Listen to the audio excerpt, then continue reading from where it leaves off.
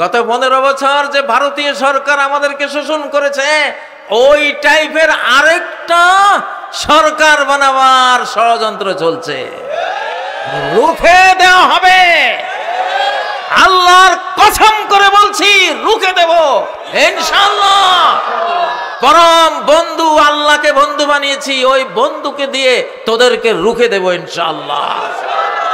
Police বলেছিল 5ই August যে sir একটা মারলে 4টে আসে, আর মজনু বাহিনী একটা মারলে 4 লক্ষ আসবে। ঠিক আছে? ফ্যাসিবাদের দালালরা, ভারতের দালালরা, দিল্লির দালাল, গত 15 বছর যে ভারতীয় সরকার আমাদেরকে শোষণ করেছে, ওই টাইপের আরেকটা সরকার বানাবার ষড়যন্ত্র চলছে।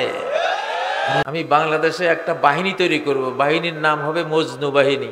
আল্লাহর পাগল, বাংলাদেশ কেউ আক্রমণ করলে লাঠি, ছোটা, দা, বটি, বন্দুক, রাইফেল অথবা 1 মুঠি বালু, যার যা আছে, এই মজনু বাহিনী এটা নয় ছুটবে ইনশাআল্লাহ। এই দেশের উপর আক্রমণ করলে এই দেশের প্রত্যেকটা লতা পাতা সৈনিকে পরিণত হবে ইনশাআল্লাহ। প্রত্যেকটা শিশু, কিশোর, কিশোরী, তরুণ, তরুণী, আবাল, বৃদ্ধ, গোটা বাংলাদেশ দেশ রক্ষার সৈনিকে পরিণত হবে ইনশাআল্লাহ। এজন্য একটা মজনু বাহিনীর দরকার। রাজি আছে? নাম লেখান তো দেখি মজনু বাহিনীর কারা কারা সদস্য হবেন।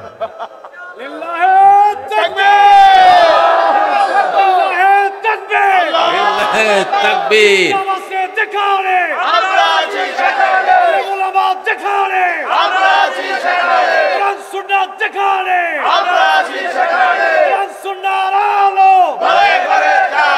জীবনের সব জায়গায় জালো, জীবনের সব জায়গায় জালো।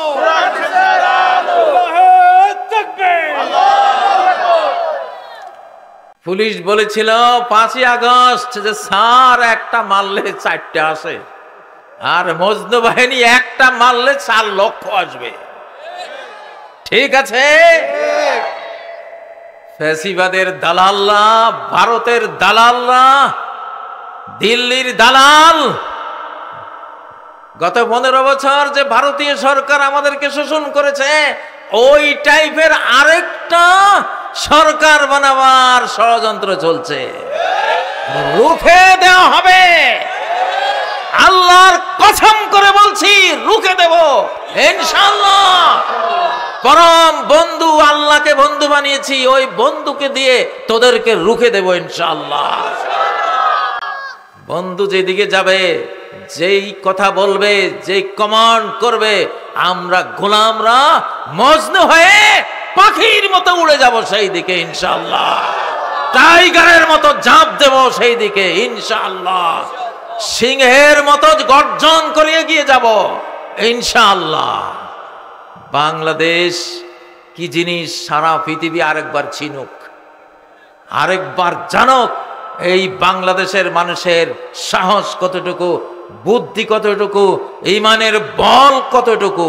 ইনশাআল্লাহ বিশ্বকে জানাতে চাই কারা কারা রাজি আছেন।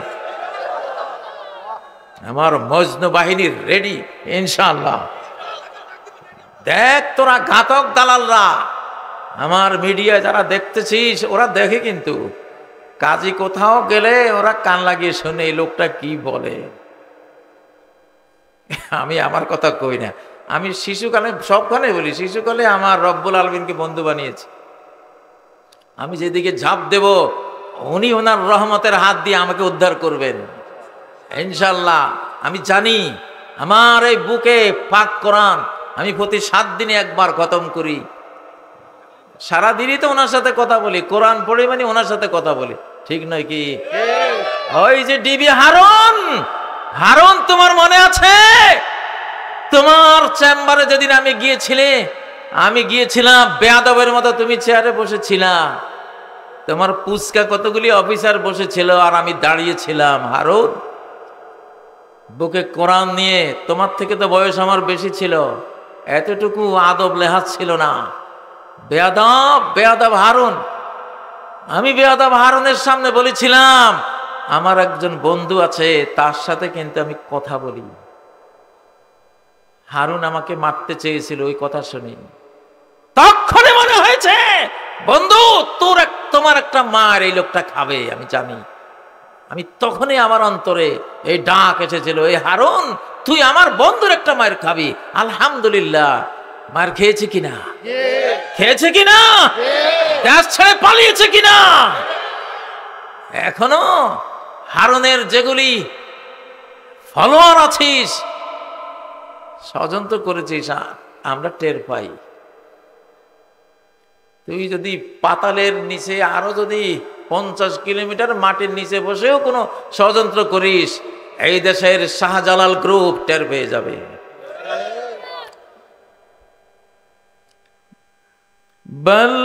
বাল্লিল্লাহিল মাকরু জামিআ, সমস্ত ষড়যন্ত্র চক্রান্ত আল্লাহর কাছে ধরা আছে, আল্লাহর কাছে জানা আছে, আছে না নাই? সে আল্লাহই তো আমাদের পরম বন্ধু। আলেমদের বন্ধু কে? শাহজালালদের বন্ধু কে? সামনে দেখবা বাংলাদেশ সহ গোটা বিশ্ব নিয়ে আমরা রাজনীতি করি। আমি জীবনে কোনোদিন এই বাংলাদেশ নিয়ে রাজনীতি করিনি, আমার পোষাইতো না। এই ছোট্ট বাংলাদেশ নিয়ে কি রাজনীতি করে? আমি রাজনীতি করতাম ইমাম মাহাদির কথা, মানে উনি সারা বিশ্ব চালাবে, ভালো লাগতো। পৃথিবীটাই কদ্দূর, আবার এখানে বাংলাদেশ কদ্দূর। আমি শিশুকাল থেকে মাহাদি নিয়ে বলতাম, কারণ উনি বিশ্ব নেতা, বিশ্ব শাসক। শিশুকাল থেকে হযরত ঈসা আলাইহিস সালামের রাজনীতি করতাম, উনি বিশ্ব শাসক। এইবারে পাইছি সময়টা, আলহামদুলিল্লাহ। সারা বিশ্বের উপরে ছড়ি ঘুরাই, এখন স্পিরিচুয়াল ছড়ি আছে একটা, আধ্যাত্মিক বেত আছে একটা, ওটা আমরা ঘুরাই। সাবধান, সাবধান, এই বাংলাদেশের দিকে কটাক্ষ করির যারা, দালালি করির যারা, রয়ের দালাল, ওই পার্শ্ববর্তী দেশটাকে সাবধান করছি। আমার বাংলাদেশ নিয়ে কোন ষড়যন্ত্র করবি, তার প্রতি উত্তর আসবে তোর দেশ দখলের মাধ্যমে।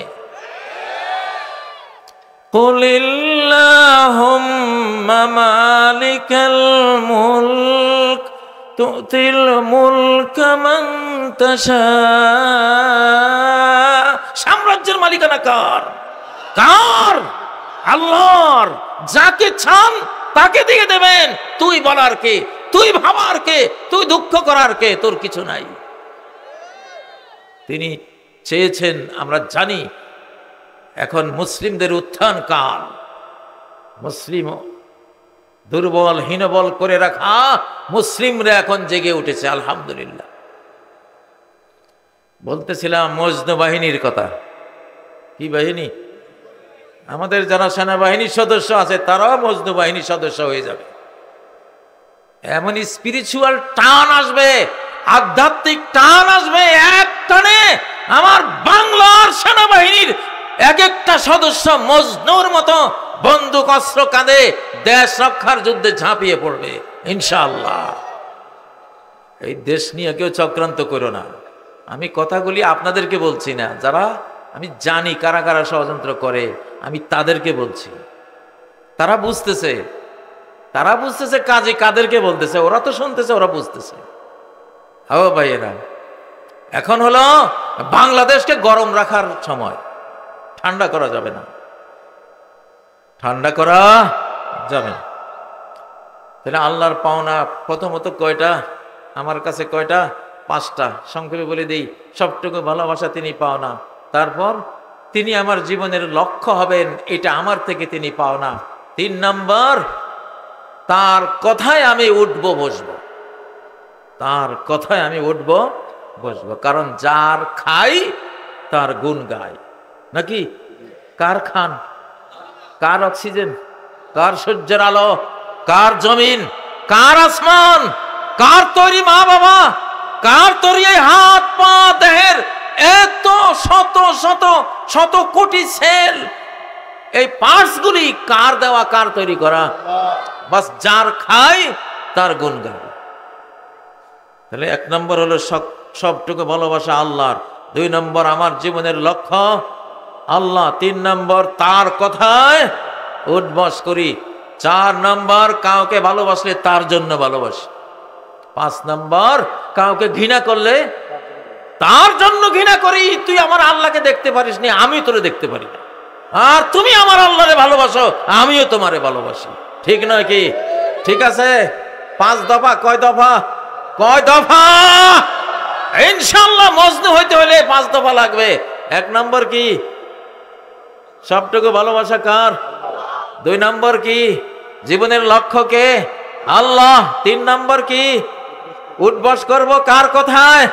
আল্লাহর কথায়। 4 নম্বর কি?